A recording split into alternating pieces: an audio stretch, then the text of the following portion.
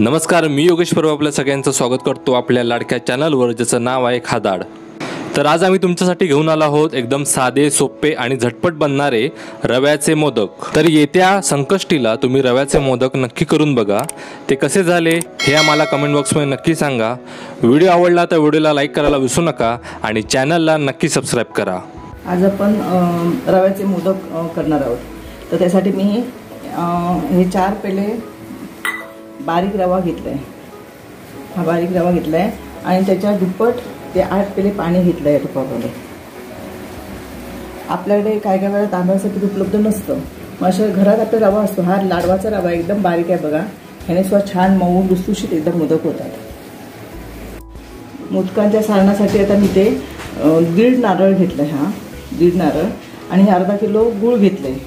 त्याच्यासाठी लागणारी वेलची आणि थोडंसं तूप, हे आपण 2 गूळ आणि खोबऱ्याचं किस एकत्र करून ते जरा गरम करून घेऊया। आता इथे कढई ठेवली आहे मी गॅसवर आणि याच्यामध्ये सारण करून घेते। आणि सारण इथे होणारच आहे, पण त्याबरोबर या तुपामध्ये मी ते 8 पेले पाणी गरम करत ठेवले, कारण सारण झालं की लगेच आपल्याला रवा वाफवून घेता येईल। खोबरं याला चिकटून कढईला मग थोडंसं किंचित थोडंसं तूप घालते याच्यामध्ये कढईमध्ये। आता हे गूळ आणि खोबरं एकत्र करून आपण चांगलं भाजून घेऊया, एकजीव होईपर्यंत। गूळ सगळं वितळायला पाहिजे।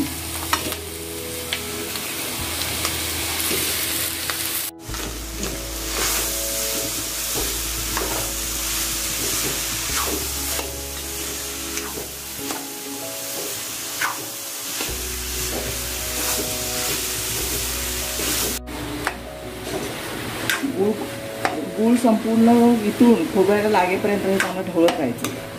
थोड्या वेळाने हे चांगलं गूळ वितळेल आणि खोबरं सुटसुटीत झालं की नंतर मग वेलची पावडर ह्याच्यामध्ये घालायची। हे बघा, आता गूळ वितळत आलेला आहे। आता आपण ह्याच्यामध्ये गूळ वितळत आलेला आहे। आता आपण ह्याच्यामध्ये 1 चमचा खसखस घालूया। तुम्हाला हवे असेल तर आवडीप्रमाणे ह्याच्यामध्ये काजूगर, मनुका किंवा चारोळ्या पण घालू शकतो। आता याला पाणी सुटलंय, ते पाणी सगळं आटेपर्यंत आपण हे चांगलं ढवळत राहायचं चांगलं मिश्रण, आणि शेवटी वेलची घालायची। सारण आपलं आता तयार झालेलं आहे, पूर्ण गूळ वितळलं आहे आणि ते चांगलं जवळ यायला लागलेलं आहे। तर आता मी याच्यामध्ये वेलची घालते। याचा वास, वेलची शेवटी घातल्यामुळे याचा चांगला सुगंध येतो, वेलचीचा कायम राहतो सुगंध हा। तर याच्यामध्ये 1 चमचा वेलची पूड घातली आहे आणि आता मी हे सारण पूर्ण घालले, गॅस काढून टाकते।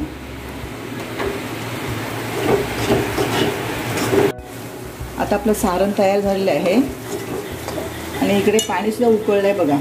आता याच्यामध्ये चवीपुरतं मीठ घालूया आणि थोडंसं तूप घालून रवा वाफवून घेऊया। आता हे पाणी उकळायला लागलं आहे, त्याच्यामध्ये मी चवीप्रमाणे मीठ टाकते आणि 1 चमचा तूप। त्याच्यामध्ये हळद हवी तर हळदसुद्धा आपल्याला घातली तरी चालेल, हळद घातली तरी चालते। पाण्यामध्ये तूप घातल्यामुळे रवा मळताना असा जवळ येतो, चिकट पण त्याचा नाहीसा होतोय। आता ही चांगलीला उकळी आलेली आहे, मी याच्यामध्ये रवा घालते।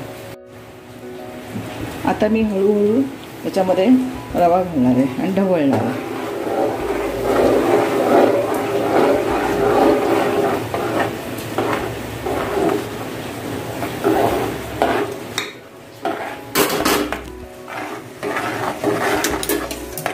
सारखं ढवळत राहिल्यामुळे याच्यामध्ये गुठळा होत नाही, म्हणून सारखं असं ढवळत राहायचं, असं गुठळा होत नाही।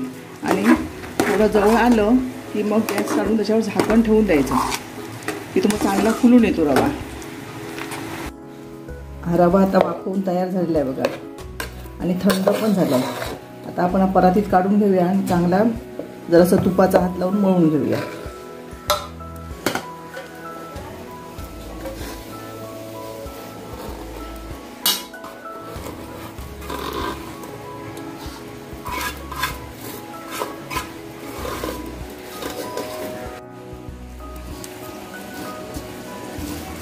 अजून गरमच आहे. सावकाश हळूहळू मळून घेऊया.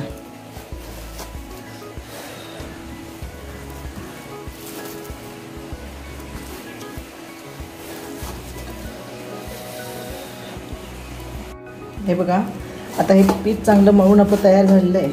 आता ह्याचे लहान लहान गोळे करून आपल्याला ज्या आकाराचे मोदक हवे तसे गोळे करायचे आणि हाताने सुद्धा याची पारी करता येते, पण मी ते लवकर व्हायला पाहिजे म्हणून ह्या पुरी यंत्रावर पुरी असा गोळा करून या पुरी यंत्रावर ते ठेवणार आहे प्लॅस्टिकच्या पिशवीवर आणि प्रेस करून त्याचं पाती करून घेणार आहे.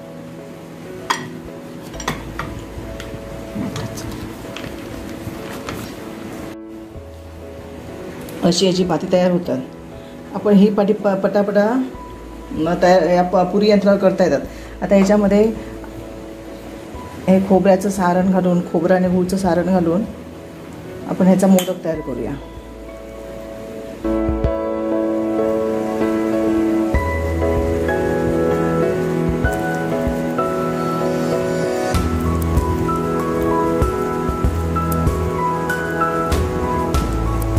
अशा याला पाकळ्या काढायच्या आणि मग हळूहळू जवळ घेऊन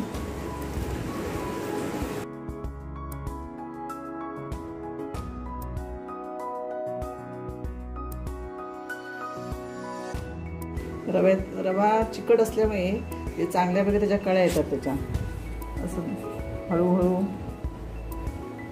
जवळ घेऊन नंतर मग असा मोदक तयार करायचा.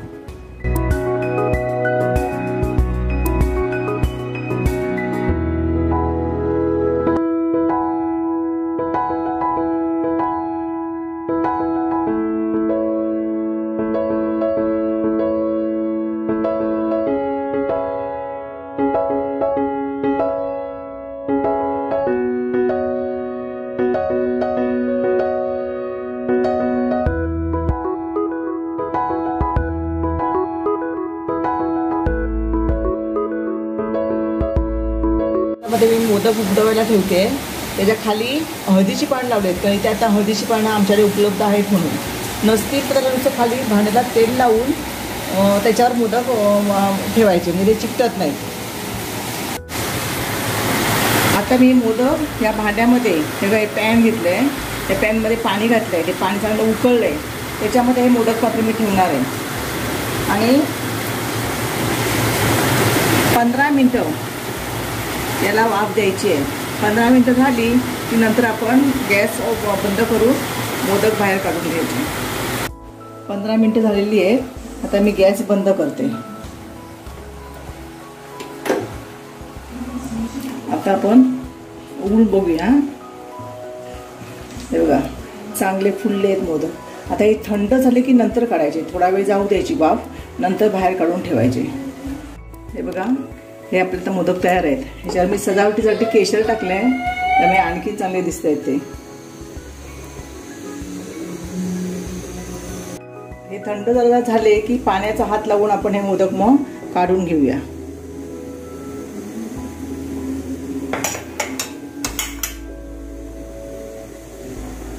तर आता आपले झटपट होणारे रव्याचे मोदक हे तयार झालेले आहेत.